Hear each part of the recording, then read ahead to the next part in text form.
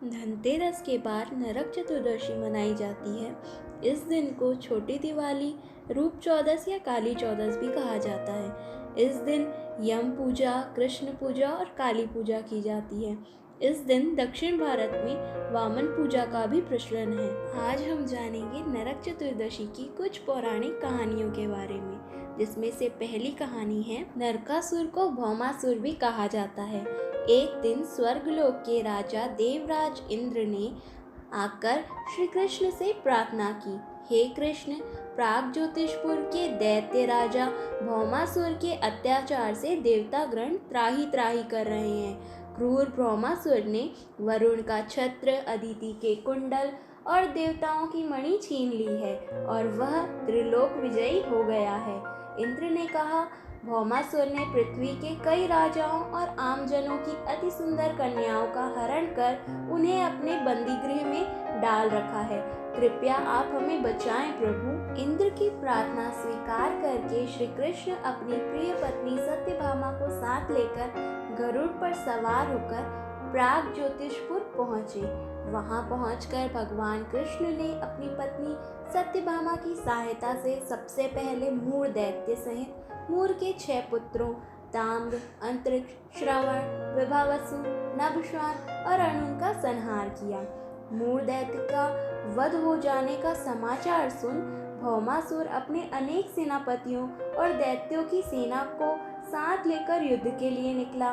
भौमासुर को स्त्री के हाथों मरने का श्राप था, इसीलिए भगवान श्री कृष्ण ने अपनी पत्नी सत्यभामा को सारथी बनाया और घोर युद्ध के बाद अंत में कृष्ण ने सत्यभामा की सहायता से उसका वध कर डाला। इस प्रकार भौमासुर को मारकर श्री कृष्ण ने उसके पुत्र भगदत्त को अभयदान देकर उसे प्राग ज्योतिषपुर का राजा बनाया। भगदत्त कौरवों की ओर से महाभारत युद्ध में शामिल हुआ था। जिस दिन श्री कृष्ण ने भौमासुर का वध किया था, उस दिन कार्तिक माह की चतुर्दशी थी, इसीलिए उसे नरक चतुर्दशी भी कहा जाता है।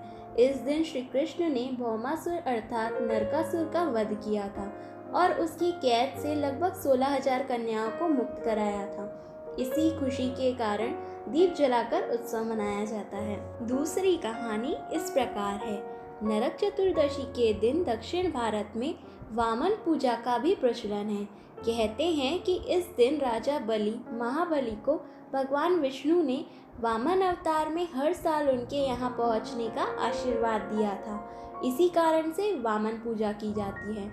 अनुसार राज बलि बोले, हे भगवान, आपने कार्तिक कृष्ण त्रयोदशी से लेकर अमावस्या की अवधि में मेरी संपूर्ण पृथ्वी नाप ली है, इसीलिए जो व्यक्ति मेरे राज्य में चतुर्दशी के दिन यमराज के निमित्त दीपदान करेगा उसे यम यातना नहीं होनी चाहिए, और जो व्यक्ति इन 3 दिनों में दीपावली का पर्व मनाएगा उनके घर को लक्ष्मी जी कभी नहीं छोड़े, ऐसे वरदान दीजिए। यह प्रार्थना सुनकर भगवान वामन बोले, राजन, ऐसा ही होगा, तथास्तु।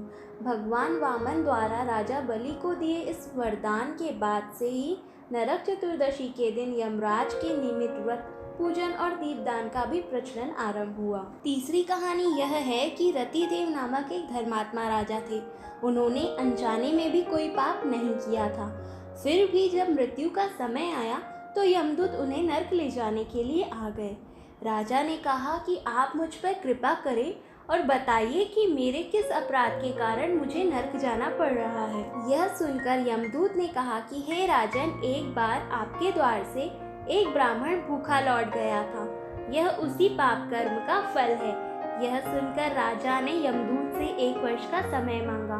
तब यमदूत ने राजा को 1 वर्ष की मोहलत दे दी। राजा अपनी चिंता लेकर ऋषियों के पास पहुँचे और उन्हें अपनी सारी कहानी सुनाकर उनसे इस पाप से मुक्ति का उपाय पूछा।